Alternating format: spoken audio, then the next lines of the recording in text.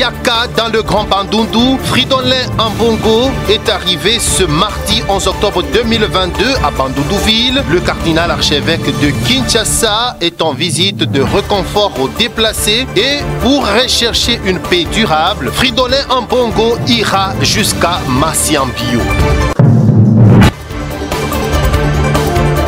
Projet de développement à la base de 145 territoires en République démocratique du Congo. l'Ituri vient de se jeter à l'eau. Le gouverneur militaire a lancé le programme ce mardi. 103 projets sociaux de base seront exécutés dans cette province secouée par l'insécurité. La grande édition du journal, mesdames et messieurs, merci de votre fidélité à Digital Congo. Bienvenue parmi nous. Nous allons commencer avec le conflit Teke et Yaka dans le Grand Bandundu. Eh bien, le cardinal archevêque de Kinshasa, Fridolin Ambongo, est arrivé à Bandundu-Ville ce mardi pour une mission de réconfort, mais aussi de recherche d'une paix durable entre ces communautés. Fridolin Ambongo, qui a été accueilli par l'évêque du diocèse de Kenge, Jean-Pierre Kwagbamba, a remercié l'église de Kenge pour le soutien qu'il apporte aux déplacés de Kwamount. Le cardinal archevêque de Kinshasa confirme qu'il descendra jusqu'à Massambio sur la route nationale numéro 17. Benoît de Grofdal. Bas de la passerelle, le gouverneur du Kwilu, l'évêque de Kenge, Monseigneur Jean-Pierre Kwambamba, plusieurs évêques et consacrés, laïcs et notabilités de Bandundu-Ville. C'est comme si le soleil s'est arrêté ce mardi 11 octobre 2022 dans la ville de Bandundu, car c'est la première fois dans l'histoire de cette ville qu'un haut responsable de l'Église universelle comme un cardinal foule le sol de cette ville en majorité catholique. Les fidèles catholiques de toutes les paroisses du doyenné de Bandundu-Ville et des villages environnants se sont amassés le long de la route, scandant des cris de joie, chants, danses en l'honneur de l'archevêque métropolitain de Kinshasa. Ici, son cortège a roulé à pas de tortue, traversant tous les grands artères de Bandundu-Ville.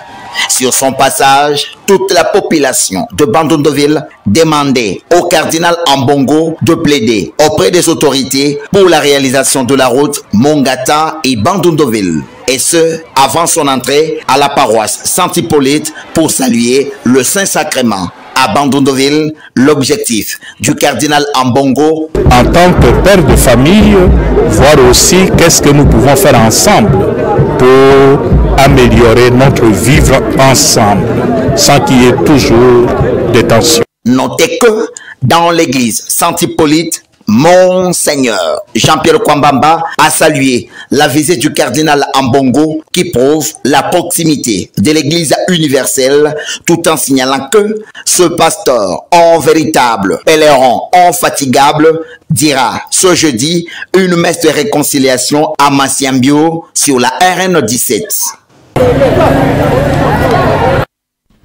Et puisque nous parlons des déplacés de Kwamount, notamment, la situation sur place à Kwamount est tout à fait calme et sous contrôle de l'État congolais. Les assurances sont du porte-parole du gouvernement, le ministre de la Communication et des Médias, Patrick Mouyaya, qui a tenu un briefing de presse lundi à Kinshasa, briefing de presse hebdomadaire qu'il aura animé chaque lundi, a-t-il promis. Au cours de ce briefing de presse de lundi, Patrick Mouyaya est aussi revenu sur les grandes lignes du dernier Conseil des ministres.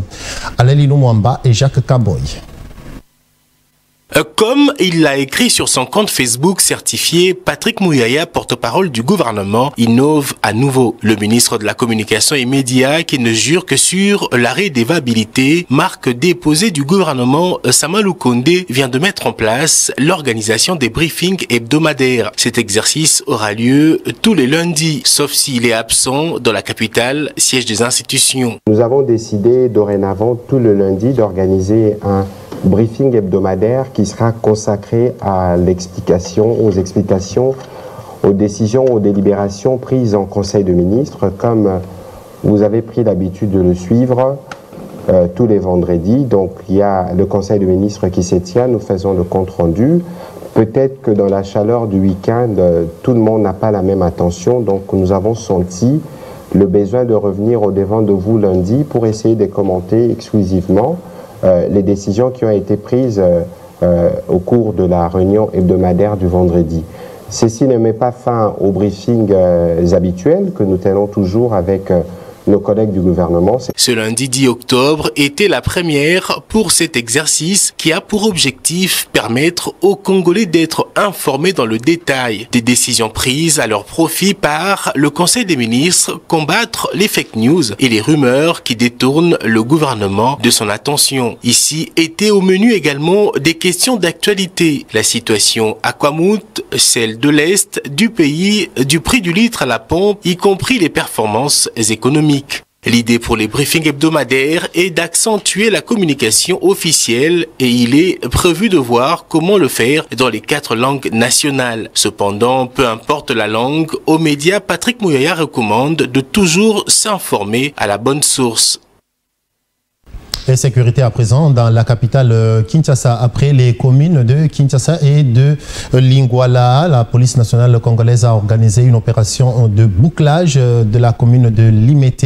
Et c'est Mombele qui s'est réveillé en secret par les forces de sécurité à la recherche des présumés Koulouna, ceux-là qui sont en train de créer des zones d'instabilité dans certains quartiers de la capitale Kinshasa. Ces Koulouna qui sont aussi à la base de plusieurs actes de violence. Il y avait également un bouclage dans la province du Nord Kivu, à Goma, bouclage des engins roulants, mais un incident malheureux est survenu.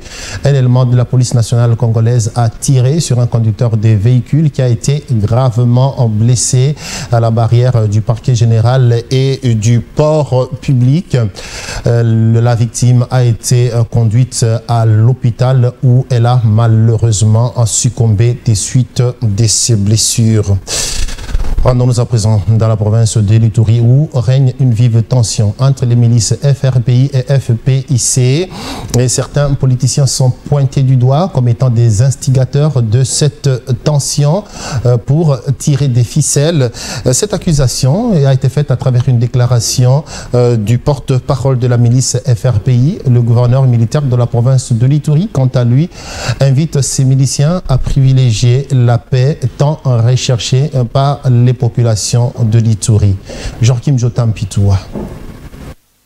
C'est depuis juillet dernier qu'une tension persiste entre la milice FRPI et FPIC pour notamment les contrôles des carrés miniers en chefferie des Andisoma, suivi des affrontements sanglants. Les deux groupes armés s'accusent mutuellement dans l'enlèvement des civils appartenant à leurs communautés respectives. Conflit qui prend la forme communautaire et semble être orchestré par certains politiciens s'indignent les porte-parole de la milice FRPI. Mono Munobi met en garde ce politicien sans les citer nommément. Désolidarisons-nous des manipulations des politiciens qui ouvriraient la porte au mal sécuritaire pouvant ronger notre chère province de l'Ituri dans la négativité. En tant que les groupes armés, nous sommes obligés de vivre la cohabitation pacifique et nous devons combattre ensemble l'ennemi commun qui est ADF, en les frappant avec la carte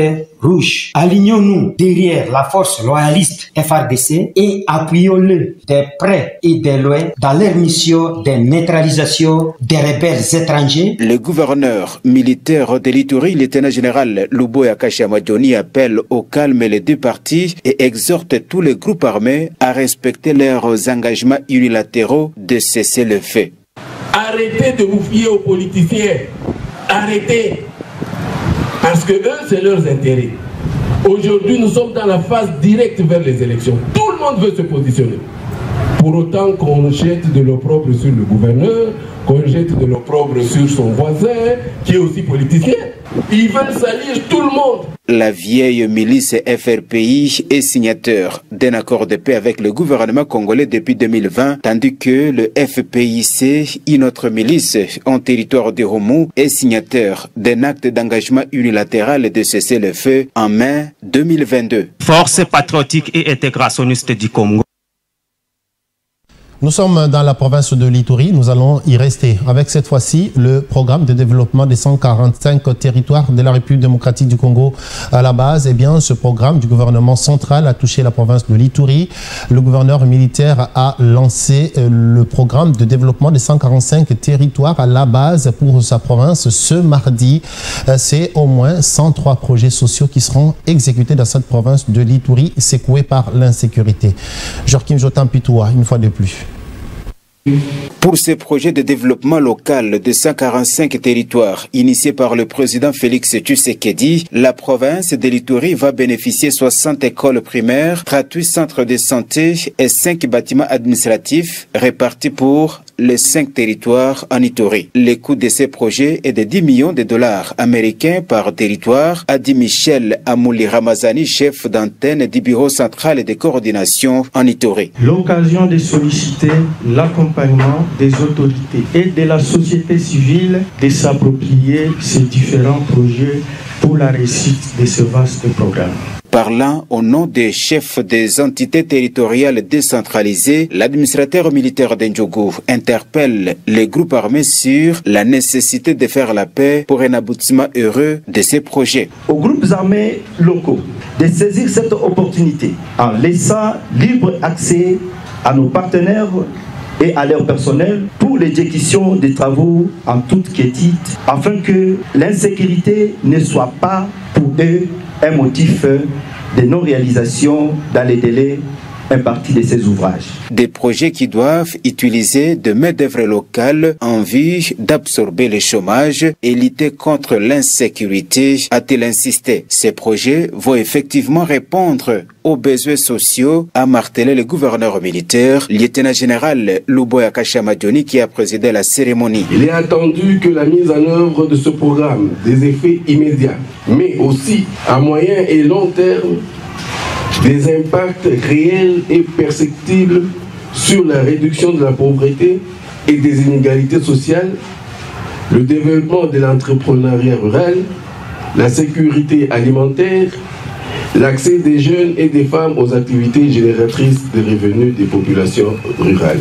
Le programme permettra en outre de renforcer le capital humain ainsi que les capacités d'initiative et de résilience des communautés vulnérables. Des entreprises sélectionnées pour l'exécution de ces projets sont déjà sur terrain pour amorcer les travaux. Et développement des provinces à la base, toujours dans la province du Kasaï oriental, le nouveau gouverneur Patrick Mathias Kabea a totalisé 100 jours à la tête de la province du Kasaï oriental. Ce mardi, le mouvement citoyen Lutte pour le changement a produit son rapport. Lusha Mbujimai indique que Patrick Mathias Kabea, gouverneur de la province du Kasaï oriental, n'a toujours pas encore accompli de progrès significatifs dans sa province. La correspondance est de Emmanuel Nkalenda, notre permanent à Mbujimai.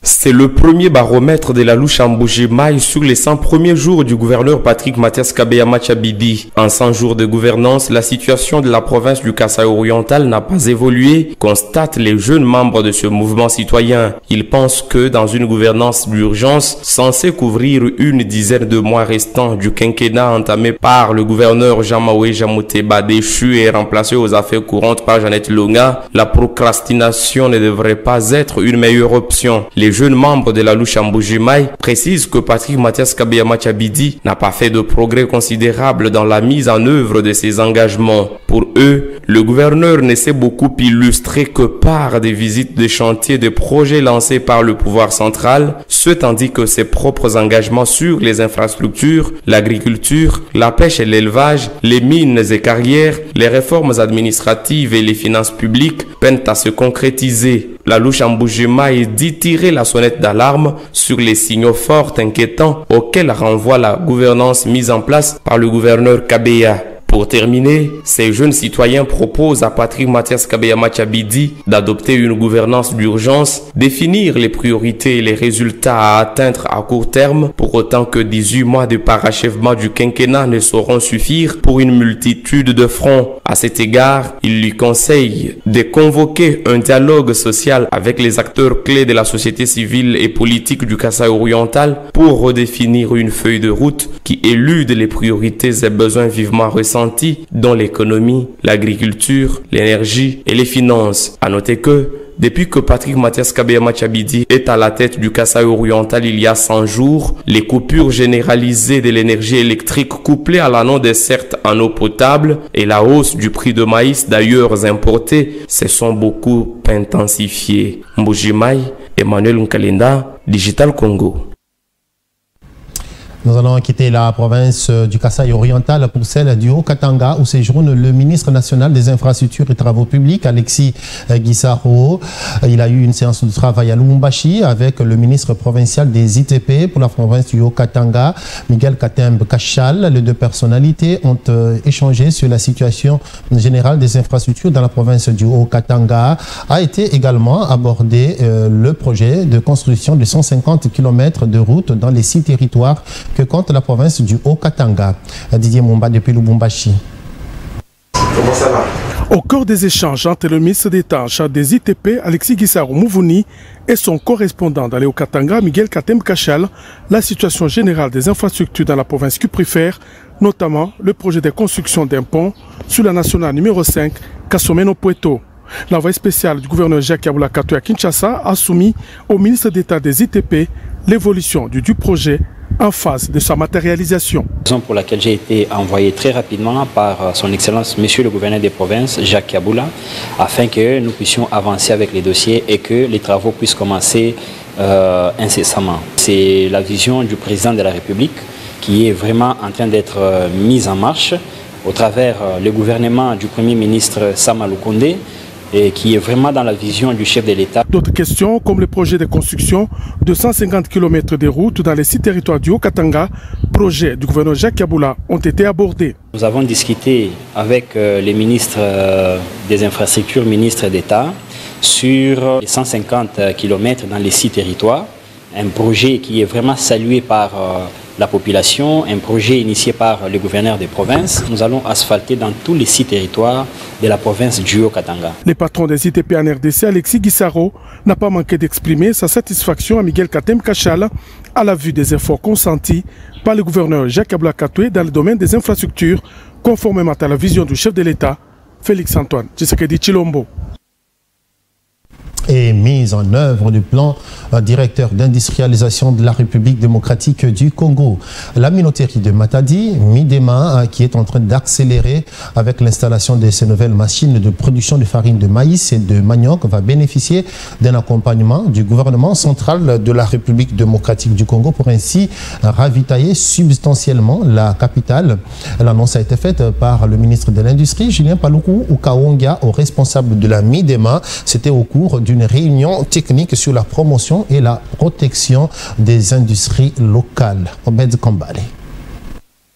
Promotion et protection des industries locales en République démocratique du Congo, et ce, dans le cadre de la mise en œuvre du plan directeur d'industrialisation. La minoterie de Matadi Midema, très engagée à installer ces nouvelles usines de production de farines de maïs et de manioc dans le Congo central, va bénéficier de l'accompagnement du gouvernement congolais. Nouvelle livrée hier lundi à Kinshasa par le ministre de l'Industrie, Julien Paluku Ukaongia, au cours d'une réunion avec l'équipe dirigeante de cette société spécialisée dans l'agroalimentaire et le transport maritime. Cet investissement américain qui a 50 ans d'existence en République démocratique du Congo, avec 400 emplois déjà créés, mérite une protection du gouvernement, a renchéri le ministre de l'Industrie. Très content du ferme engagement de l'État congolais par l'entremise du ministre de l'Industrie, Ralph Moss, vice-président du groupe Cibod, qui accompagne Midema, a indiqué que l'objectif visé par la minoterie des Matadi est de relancer la production des maïs et des manioc pour approvisionner Kinshasa. Back in 1993. On a discuté de petits soucis qu'on avait à la Midema et demandé au ministre s'il pouvait encore nous aider par rapport à cela. Et donc l'objectif aussi c'était de discuter de l'intérêt du groupe Seaboard dans la RDC et sa volonté de toujours s'investir dans le pays. Et donc son Excellence Monsieur le ministre nous a bien reçus, il a écouté ce qu'on lui a dit, donc il nous a rassuré qu'il a discuté donc avec les autres membres du gouvernement pour voir comment est-ce qu'on pouvait aider la Midema. Et donc nous sommes très contents avec la réunion. Également, le groupe Cibod a été appelé à se pencher sur la relance de la minoterie du Kivu-Minoki et ont installé des usines de transformation du cacao dans la province du Nord-Kivu et de l'Ituri. Une manière de faire dans l'industrie et facteur de paix et de stabilité avec la création d'emplois pour les jeunes, souvent recrutés par les groupes armés, a conclu Julien Palukukaungia. La Société nationale d'électricité, SNEL, et la Régie des eaux sont deux sociétés phares dans la vie nationale. Eh bien, il y a eu des nominations à la tête de ces deux grandes entreprises d'État. Nous avons des nouveaux comités directeurs et des comités de gestion. La population de Kinshasa s'est prononcée à propos de ces nominations. Les problèmes, ce n'est pas la nomination, mais c'est les résultats qui comptent. Que ceux qui sont nommés travaillent pour le bien-être de la population et qu'ils matérialisent la vision du chef de l'État. C'est une bonne chose que ceux qui sont nommés par l'ordonnance présidentielle prennent en charge leurs responsabilités. Et surtout la SNEL, la Régie des eaux. Et vous savez, nous avons un problème avec ces deux sociétés, ces deux entreprises étatiques, qu'ils s'organisent pour que la consommation soit parfaite à tout niveau. Bon, il faut qu'ils améliorent les conditions dans lesquelles le courant et la Régie des eaux fonctionnent. Parce que ces derniers temps, nous par exemple, je vous dis que c'est hier qu'on a eu le courant, mais le matin c'est fini. Pour 2 ou 3 jours comme ça, on vous coupe le courant. Vous voyez, cette façon-là n'est pas bonne. L'eau par exemple aussi. L'eau, on doit faire un effort pour qu'il y ait l'eau chaque jour et l'eau propre. Et dans le secteur de la santé, le ministre de la Santé publique, Hygiène et Prévention, le docteur Jean-Jacques Mbougani, a clôturé tard dans la soirée de lundi les travaux de négociation entre le gouvernement central et les banques syndicales sur le processus de réactivation des avantages sociaux de toutes les catégories professionnelles de la santé en République démocratique du Congo. Plus de détails dans ce reportage de Arlette Ngumba. Ça y est, après 4 jours d'intenses travaux, les violences s'accordent enfin entre le gouvernement congolais et les banques syndicales du secteur de la santé. Les deux parties se sont mises d'accord sur la réactivation des avantages sociaux de toutes les catégories professionnelles de la santé en République démocratique du Congo. Jean-Jacques Mbougani, ministre de la Santé publique, Hygiène et Prévention, a salué l'assiduité qui a caractérisé le déroulement des travaux. Je tiens à féliciter tous les participants. En effet, pendant cette atelier de réflexion, vous avez fait montre d'un intérêt particulier, d'une quête de l'information et vous avez exprimé une volonté admirable d'un travail d'ensemble entre le bon syndical et gouvernemental. Les avancées ici de ces travaux démontrent, si besoin en était encore, de notre volonté commune sans équivoque d'aller de l'avant. Satisfait du côté des délégués du banc syndical. Ils ont salué la volonté du gouvernement pour la mise en œuvre des résolutions. Quant à l'assurance, c'est beaucoup plus au banc gouvernemental de matérialiser. Comme vous le savez, à chaque étape, le SINAMED fait de son mieux pour respecter son engagement. Nous osons croire que cette fois-ci, c'est la bonne, que le gouvernement tiendra parole. Nous sommes soulagés parce que tout ce que nous avons posé comme problème a été entendu par l'autorité. Aujourd'hui, nous venons de conclure ou d'adopter le règlement intérieur, mais il faut que ces documents-là soient disponibles pour que nous puissions savoir qui fait quoi et comment pour la suite de notre commission et de notre dialogue avec le gouvernement. C'est dans la paix et la quiétude qui se sont clôturés les travaux. Depuis un certain temps, en République démocratique du Congo, sont vantées les mobilisations de recettes. D'ailleurs, le projet de budget pour l'année 2023 prochaine en est l'illustration. Plus de 14 milliards de dollars américains, un exploit par rapport aux dernières années. Mais jusque-là, dans le panier de la ménagère, pas d'amélioration sensible. Les poches des Congolais continuent à être vides. Un analyste économiste que l'équipe de Digital Congo a rencontré rencontré a donné comme piste de solution pour que les Congolais ressentent réellement les effets de cette mobilisation croissante des recettes. C'est de demander au gouvernement de se focaliser sur les investissements et réduire sensiblement le train de vie des institutions. Suivez. Le gouvernement congolais enregistre depuis quelques mois des performances dans la mobilisation des recettes sur des prévisions budgétaires mensuelles. Des performances qui contrastent avec les niveaux de vie des Congolais qui peinent à décoller. Pour Jacques Domoué, spécialiste en finances publiques, l'État congolais devrait canaliser plus de pourcentage du budget aux investissements afin de changer ces paradoxes. Quand on alloue 70 à 80% des recettes au fonctionnement des institutions essentiellement politiques, ne vous attendez pas à avoir les effets directs sur le vécu quotidien de la population. Il faut changer cette manière de voir les choses, faut inverser cette tendance. Si on veut que cette augmentation puisse profiter à la population, il faut affecter 40 à 50%, pourquoi pas 60% de ces recettes aux investissements, parce que il y a que les investissements qui peuvent permettre à ce que la population, à travers les emplois que cela va créer, il faut inverser cette tendance, affecter plus de recettes aux investissements qu'à la consommation immédiate. Tant que ça va rester comme ça, la misère va aller crescendo en comparant le budget qui était encore à 5-6 milliards par rapport à la situation actuelle. On a comme l'impression que quand le budget était encore moindre, les gens vivaient mieux qu'actuellement, que le budget serait en augmentation. C'est un paradoxe qu'il faut corriger et on peut corriger cela s'il y a une certaine volonté politique. Pour le mois de septembre, par exemple, le gouvernement de la RDC a mobilisé des recettes d'ordre de 1800,5 milliards de francs congolais sur des prévisions des recettes budgétaires mensuelles estimées à 1461,4 milliards de francs congolais, soit un taux d'accroissement de 123%. Pour beaucoup, tant que la vie sociale des Congolais ne changera pas, ces chiffres ne seront qu'illusoires. Et le 11 octobre, ce mardi, c'est la journée internationale de la jeune fille. Cette journée a été célébrée cette année comme 10e anniversaire autour du thème « Notre temps est venu, nos droits, notre avenir » afin de plaider pour l'insuffisance des droits des filles qui restent limités.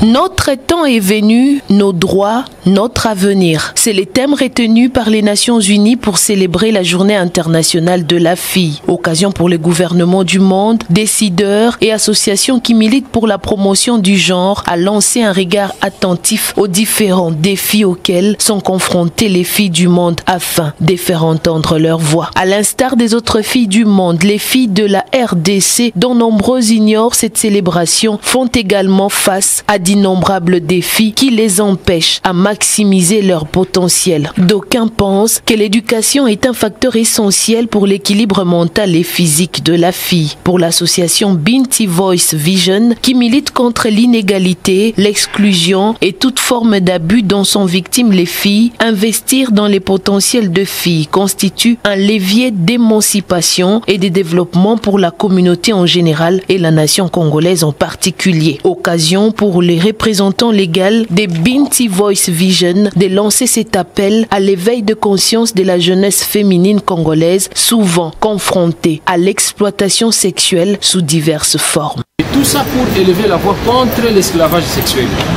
qui est banalisé à travers la ville-province de Kinshasa et dans plusieurs provinces. Nous voyons beaucoup de jeunes filles qui sont jetées, qui sont envoyées dans la rue par leur famille pour des raisons de survie.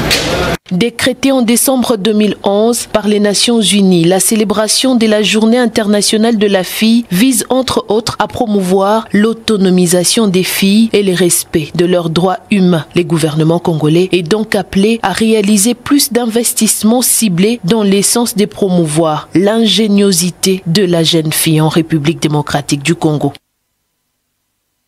Et une autre catégorie qui est en train de lutter pour plus de reconnaissance en République démocratique du Congo, ce sont les personnes vivant avec handicap. Un premier et grand pas a été franchi avec la création d'un ministère leur dédié, le ministère des personnes vivant avec handicap. Mais jusqu'à ce jour, le secrétariat général n'est toujours pas encore mis en œuvre. Voilà pourquoi les personnes vivant avec handicap de Kinshasa ont organisé un sit-in ce mardi à la primature pour exiger cette mise en place place du secrétariat général des personnes vivant avec un handicap. La marche est partie de la place des évolués pour déboucher à la primature. Après un séjour en Belgique, Jonas Munkamba a regagné Kinshasa. Il a été accueilli à l'aéroport par des sympathisants et militants de son parti politique, la Convention des Républicains, dont il est l'autorité morale. Suivez.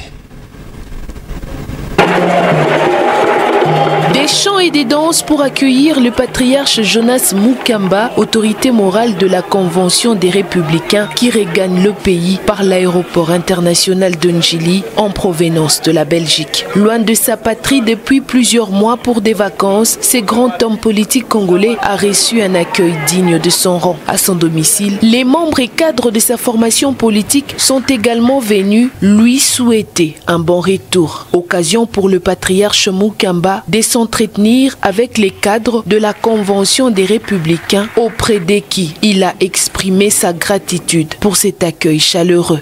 Je remercie les membres de la CR de l'accueil auquel je ne m'attendais pas. Cet accueil me rappelle beaucoup de choses.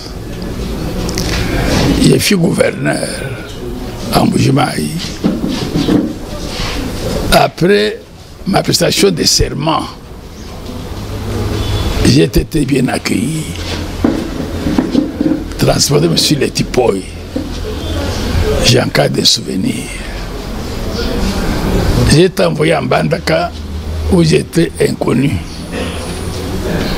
Mais les gens m'imitaient pour aller à Kisangani.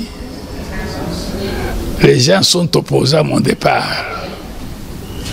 Et je me rappelle qu'à l'aéroport, et les Blancs, et les Hindous, et les Zaïros à l'époque, ou les Congolais, les gens pleuraient à l'aéroport, j'ai pleuré moi-même. Je me souviens de cet accueil-là. Mes sentiments, comme vous avez demandé, c'est des joies, de gratitude pour mes collaborateurs ou mes collègues qui ont organisé mon accueil depuis l'aéroport jusqu'à maintenant. Il faudrait noter que ce nonagénaire est un homme politique de renom qui a travaillé avec plusieurs chefs d'État congolais. De par son expérience, le patriarche Jonas Munkamba soutient les actions de l'actuel chef de l'État, Félix Antoine Tshisekedi, qui, d'après lui, reste l'homme de la situation pour sortir le Congo du gouffre. Et voilà qui nous permet de passer à la page internationale de ce journal. Nous allons reparler de la guerre en Ukraine avec la Russie qui a intensifié des bombardements dans différentes villes de l'Ukraine après l'explosion intervenue sur le pont de la Crimée.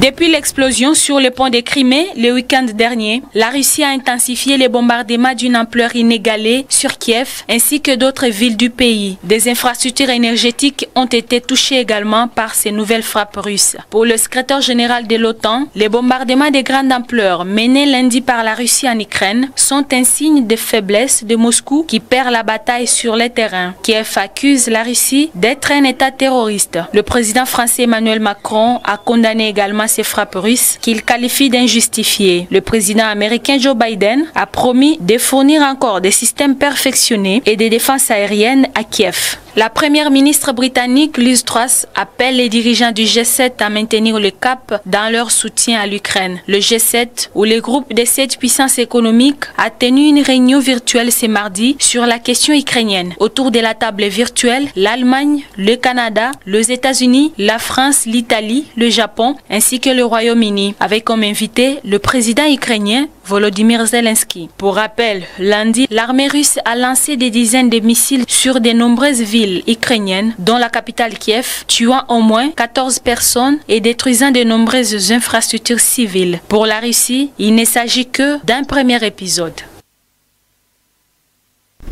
Élément de la page internationale de ce journal qui a été signé par Amina Mouacha, qui vient également clôturer cette édition de journal. Merci à vous de l'attention que vous avez bien voulu nous accorder. Bonne suite de programme sur nos antennes.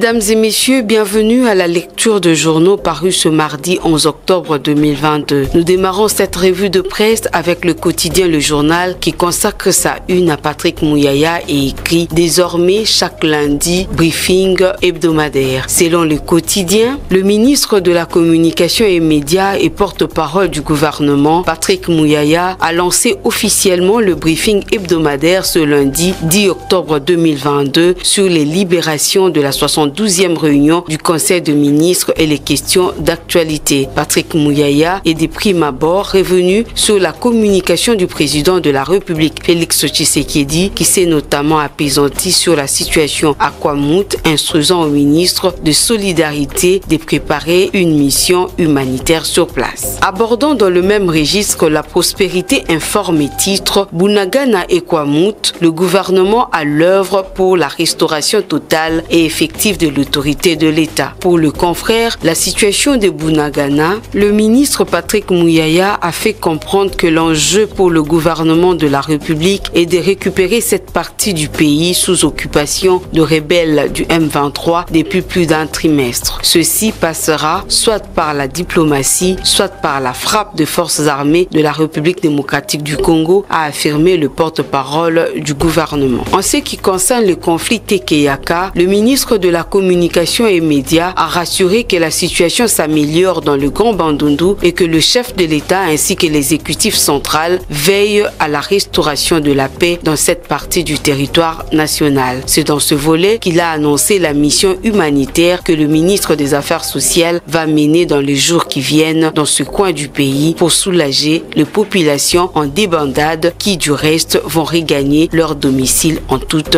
quiétude. Dans un autre registre, le journal L'Avenir publie Bedengaliema, la justice congolaise sur le banc des accusés. Selon le journal, la justice congolaise va mal. Tel est le constat amer fait par le président de la République Félix Tshisekedi dans son deuxième point de communication au cours de la 72e réunion du Conseil de ministres tenue ce vendredi 7 octobre dernier en visioconférence. Le commandant suprême regrette que chaque jour, dans tout le coin du pays, le peuple assiste, abasourdi, scandaleusement à des actes ou comportements de certains acteurs judiciaires ainsi qu'à des actions ou décisions judiciaires à la limite de hasard et de la théâtralisation de celles-ci, creusant davantage la méfiance devenue légendaire entre le peuple et la justice. L'épineux dossier de la baie d'Ngalema en est une preuve éloquente. Au départ, la baie d'Ngalema est constituée de deux lits, celui de la rivière Bassoko et du fleuve Congo. Un certain Philippe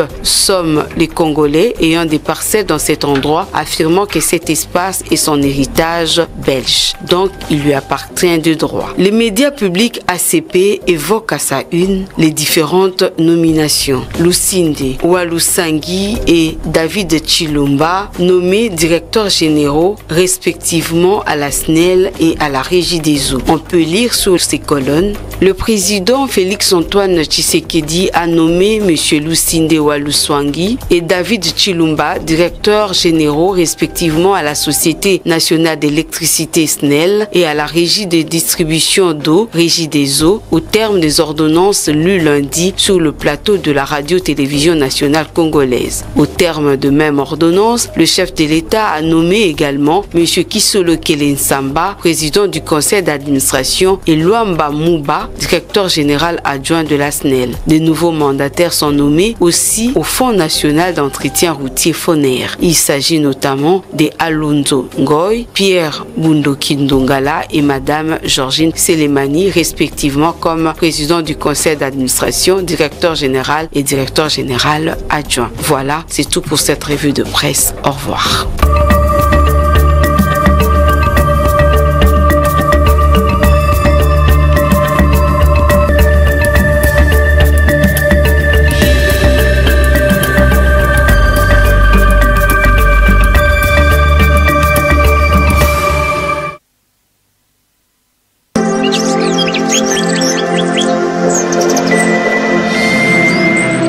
Digital Congo, la télévision numérique.